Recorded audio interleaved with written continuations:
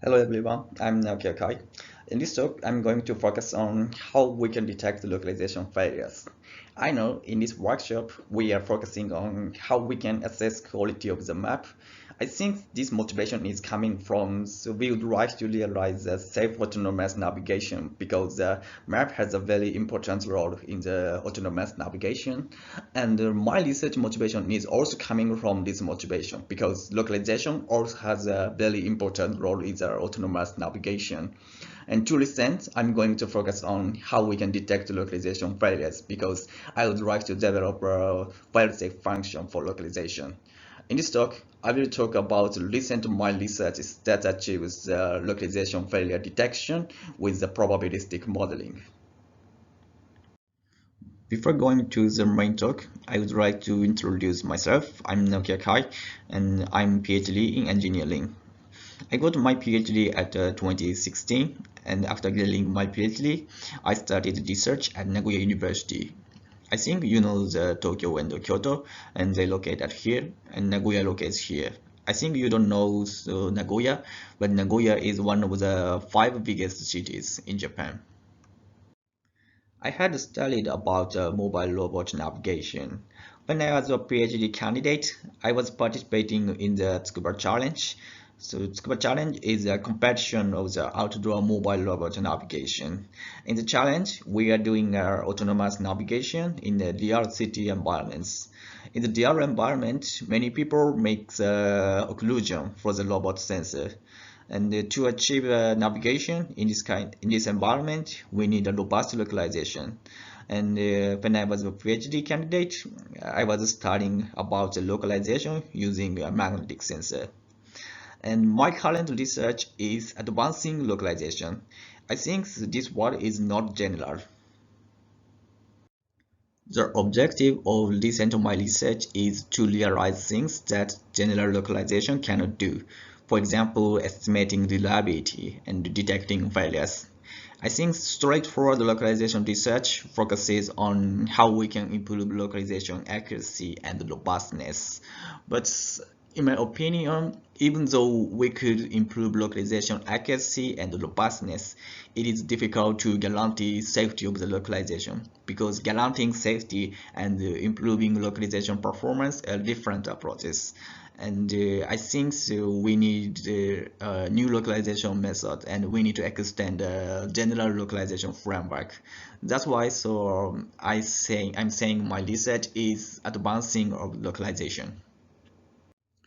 And also, I'm focusing on how to realize sophisticated diffusion of model and learning-based methods. Model and learning-based methods have advantages and disadvantages, and probably we can improve their performance if we can effectively fuse the model and learning-based methods. However, if we simply fuse them, so we cannot improve the performance, and so we need a sophisticated fusion. And I propose a hybrid localization and semantic localization. And we have a policy in these researches that we would like to enjoy explainability with a probabilistic modeling, even though we use a deep learning. For example, in a hybrid localization, we have a deep learning based localization. And in the semantic localization, we have a deep learning based semantic segmentation. Of course, it is not easy to enjoy explainability of the deep learning-based methods. However, in these systems, the deep learning-based methods are integrated to the probabilistic model for localization. And as a result, so we can enjoy the explainability of the localization system. In this talk, I'm focusing on these two topics. Okay, first I'd like to talk about how we can bring the reliability into localization. In this method, so deep learning is used to classify the localization failures. However, we do not directly use the deep learning to estimate the reliability. So we have some technique to handle the uncertainty of the deep learning. First, I'd like to explain a probabilistic model for general localization. In the probabilistic model, we have a robot pose, control input, sensor measurements, and map. And the robot pause is treated as a latent variable, and we would like to estimate the probability over the robot pause. The probability over the robot pause is calculated using this equation.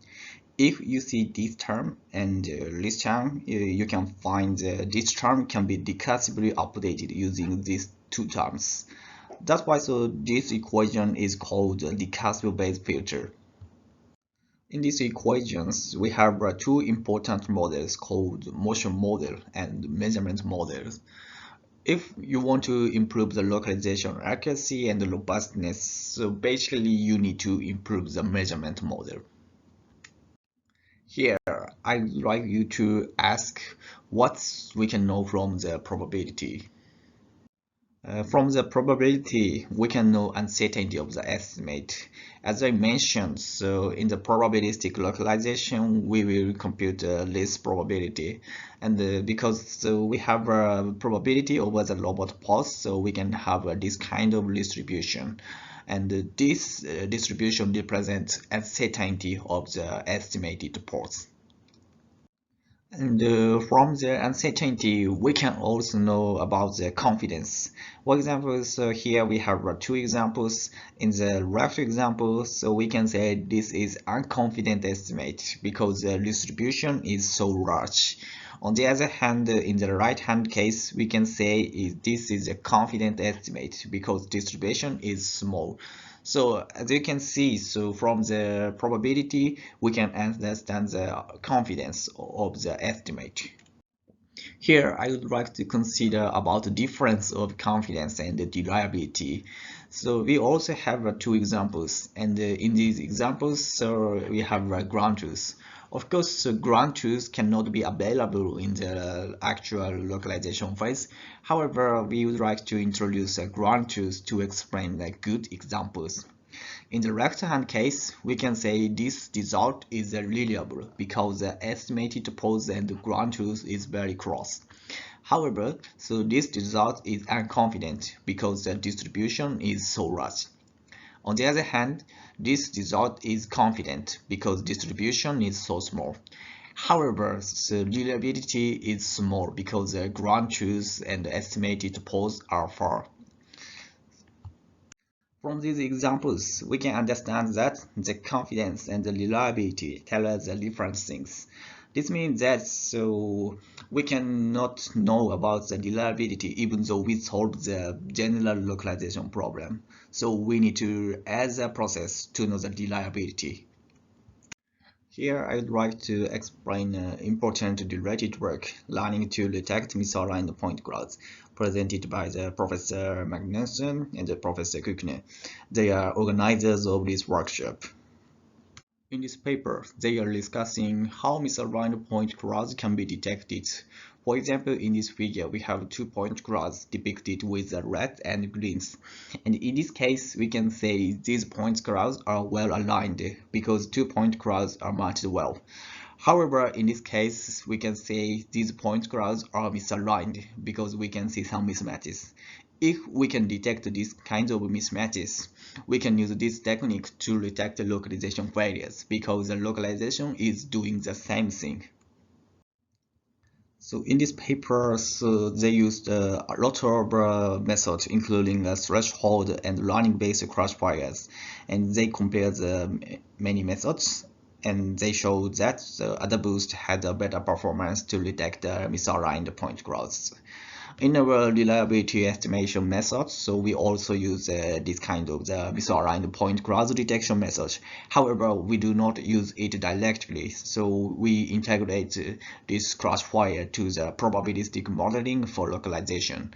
And as a result, so we can cope with the uncertainty of the misaligned classifiers, and we can enjoy the explainability of the classifiers.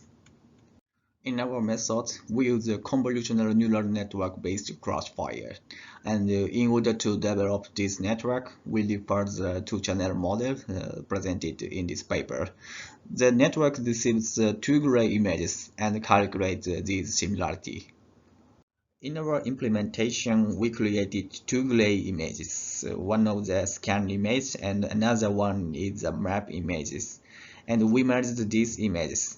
If localization successfully works, we cannot see any mismatches in the images. However, if localization doesn't work, so we can see some mismatches. Our network receives these images and try to classify whether localization has failed or not. So this is a log curve to evaluate classification performance of this network. If this curve forms an exact square, we can say this network has a perfect classification performance. As you can see, this network has a very nice classification performance. However, there are some misclassification results. So we can say this network is quite accurate, but it's imperfect to classify the localization results. And also we can say this network has uncertainty in their outputs, and we need to handle the uncertainty. And to handle this uncertainty, we integrate this network into the graphical model of localization. Let me introduce how we can integrate the deep learning output into the localization model. So this is a general localization model that I explained before. The output of deep learning is introduced at here because deep learning receives robot pose, sense measurements, and map to classify whether localization has failed or not. So this is introduced at here. And also important thing is this is introduced as a gray variable. This means this is a conditional variable to estimate the robot pose. This means that we can use the deep learning output as a sense measurement. In other words, we can use it to estimate the target variable. In addition, we introduce the localization state as a target variable for the estimation. This state has two variables, success and failure states. Because we introduce this state at here, so we can use the output of deep learning to estimate this variable. And because we explicitly introduced the localization state, so we can know the reliability by calculating this probability. Because if ST equals success, this means the localization had succeeded. And because we can calculate this probability explicitly, we can know the reliability from our new model.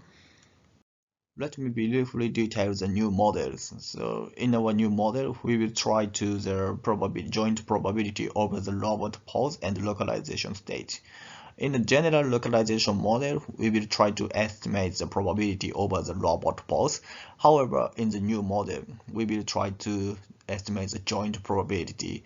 In addition, the D, this is the output from the neural network, can be used as a conditional variable. This distribution can be decomposed, and the pose distribution is calculated using this equation. Let me compare the pose distributions by general and new ones. Top one is estimated from the general localization model, and the bottom one is estimated from the new localization model. And difference is here. In the general localization model, the likelihood is calculated using only this term. However, in the new proposal, we can use this term and this term to calculate the likelihood. In this term, we have a least distribution. This is a distribution over the CNN outputs, and we define this output as a decision because CNN tries to decide whether localization has failed or not. That's why we define it decision model. And by using this decision model, we can handle the uncertainty of the deep learning. Let me detail how the decision model works. As you can see in the decision model, the pose and localization state variables are given as a conditional variable. And based on these conditional variables, we can do the offline test.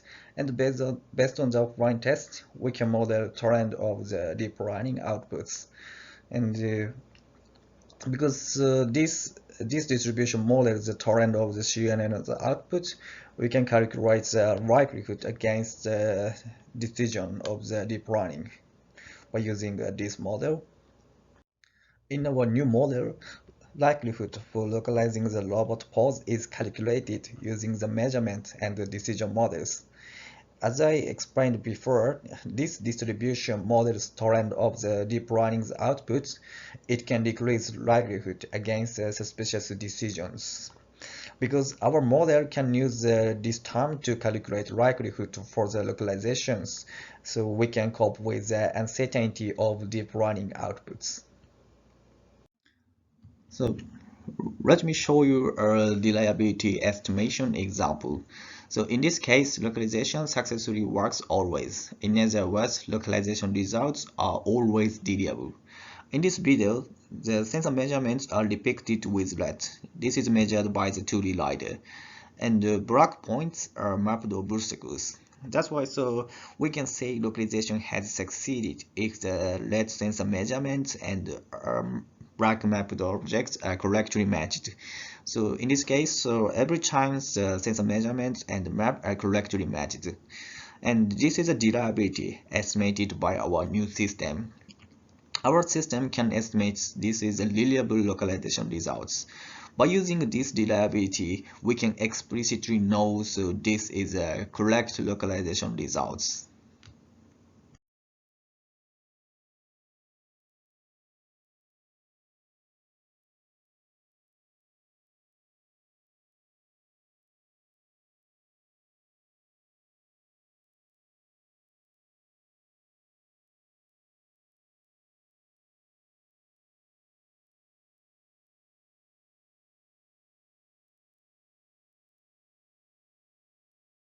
However, you might doubt that, so I'm just showing the reliability which is close to the 100%. Okay, I'll show you the next case where localization will fail due to incorrect motion parameters. According to the movement of the robots, we can see some mismatches between map and sensor measurements. And also you can see the blue arrows are expanded. So this new system is implemented using the particle filter, and this expansion with the blue arrows means particle distributions are resetted, and this reset will be performed if the reliability is less than 95%. That means if our system estimates this is an unreliable localization results, so estimate using the particle filter will be resetting. As you can see, if we can see some mismatches between the sensor measurement and the map, the particle filter will be going to reset. So this means these results show that the estimated reliability can exactly describe whether localization has failed or not. And so because by using this reliability, we can explicitly know whether localization successfully works or not.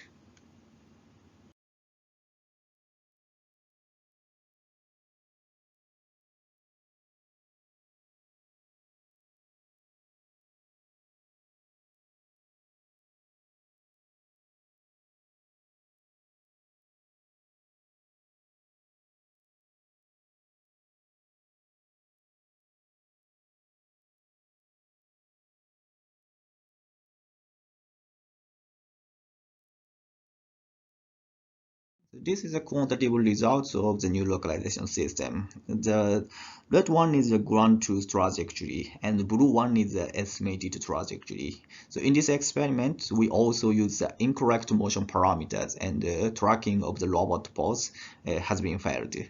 And this red one is a position error, and the blue one is a orientation error. And this red one is estimated reliability. So according to the increasing and decreasing of the estimation errors, so reliability is smoothly changed. And this green one shows the output of deep learning. Obviously, this deep learning's output is very noisy, more than estimated reliability. From these results, so we can say so our system can handle the uncertainty of the deep learning. In addition, the estimated reliability can describe whether localization has failed or not. By using our new system, we can know the reliability against the estimated pose. In addition, we can mitigate the noisy inference of the deep learning output. However, so Even though we can mitigate the influence of the deep learning, so deep learning is not explainable one. If possible, we would like to realize more explainable failure detection method. Then I would like to explain explainable failure detection method via the misalignment recognition. This method is presented in the robotics and automation letters. So first, I would like to talk about what is the difficulty to recognize a misalignment. As I explained before, in the general localization problems, the measurement model is used to calculate likelihoods. And this is a measurement model. And in the measurement model, we have a sensor measurement and robot pose and map. To calculate the model, it can be decomposed using the independent measurement assumption. For example, in this case, so we have a point cloud and it is denoted as Z, and this distribution means a measurement model against the point cloud. And this model can be calculated by multiplying the measurement model for each point. This decomposition can be performed using the independent measurement assumption. Owing to the use of the independent assumption, we can have merit and demerit. For example, as a merit, we can calculate the measurement model. If we cannot use the independent assumption, it is impossible to calculate the model in real time. However, as the demerits, the relationships between measurements are lost because independent assumption means there are no relationships between each measurement. That's why we can assume they are independent, and we can decompose the measurement model. Owing to the demerit, the entire relationships cannot be considered in the measurement model. For example, we have a misaligned point cloud, and we humans can easily understand they are misaligned because we can see the point clouds from like this view, and this viewpoint enables to consider the entire relation of the point clouds. However, as I explained, so now we cannot use this kind of view, so it is impossible to introduce viewpoint in the measurement model. To understand the importance of the entire relation, I think this is a good example. Now we have a mapped obstacles, and also we have one scan point. And I have a question to you. Is this scan point correctly aligned? I think this is a difficult question because we cannot decide from only one scan point. For example, so if the scan points are like this, we can say these scan points are aligned to the mapped obstacles. However, in this case, we can say this is a misalignment. So as you can see, maybe you can understand the considering entire relation is very important to decide the point cloud aligned or not. However, as I mentioned before, in the measurement model, we cannot consider the entire relationships. So in order to detect the localization failures, we can use a threshold. We can set a threshold to the measurement model values, and probably we can detect failures. But in this case, this method just theoretically decides with a misaligned case, because we cannot consider the entire relation in the measurement model. To overcome this problem, we need a new model which enables to consider the entire relationships, and we propose a new graphical model that is a Markov random field with free connected latent variables. In this model, so now we have a sensor measurement and mapped objects, and from the relationships we can have a residual errors, and these residual errors are treated as observable variables. If we just have these observable variables, so we do not have any relationships. However, we set latent variables as a parent variable of these variables. In addition, we add the connection of between latent variables, and these variables are fully connected. Via the free connection, we can consider the entire relation of the measurements. and Z is a measurement class: aligned, misaligned, unknown. So in this model, we are trying to estimate the posterior distribution over the Z, and by estimating this probability, we can recognize whether the measurement classes are aligned or misaligned. So this is an example of the misalignment recognition. If the sensor measurements are depicted with red, this means the measurements are aligned with the map. And if blue, this means the measurements are misaligned. So in the case where the misalignment occurs, so we can see some mismatches between the measurement and the maps. However, sometimes we cannot see any mismatches, for example here. However, our method can understand this is a misalignment because our method enables to consider the entire relation, and if we have a misalignment here, this should be the misalignment. By using the full connection, we can consider the entire relation of the measurement, and we achieve the exact misalignment recognition. We created a dataset that has the success and failure localization samples, and we conducted a classification performance of the localization results, and we compare the proposed method with the convolutional neural network one that is explained before one. And of course, CNN-based method had a better performance. However, our method can outperform the CNN. In addition, the most important thing is the proposed method is a very explainable one because this is based on the probabilistic modeling. So this is a summary of my talk. I'm sorry I cannot attend this workshop. I'm very glad, so if my talk could be some help to make new research ideas. Thank you for watching. If you have any questions, please feel free to contact me.